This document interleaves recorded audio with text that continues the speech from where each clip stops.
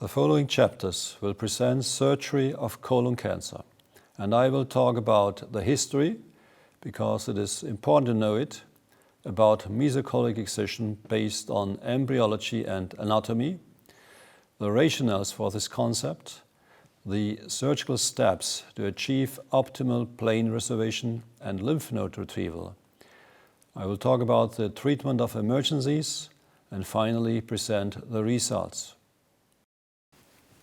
In 2009, we published this paper with the main emphasis on standardization of surgery, because we felt that it is still missing in colon cancer surgery.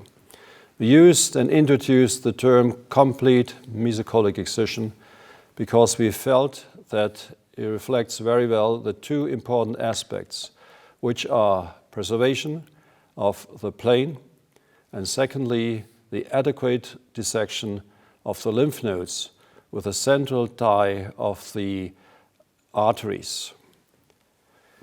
This article was worth an editorial, as the editor at that time, Najib Haboubi, felt, and he said that surgery for colon cancer has been left untouched, while these advantages were being made already in rectal cancers due to the efforts of the surgeon Bill Hield and the pathologist Phil Kirk.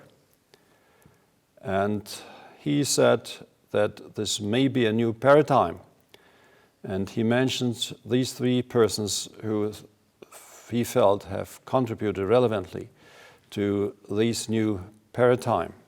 These will be the chapters which I will talk about. It is the history of surgical treatment of colon cancer, the basis of CME, embryology, and correct surgical anatomy. And then I will talk about the key issues of CME and the surgical steps. And finally, talk a bit about the treatment of emergencies.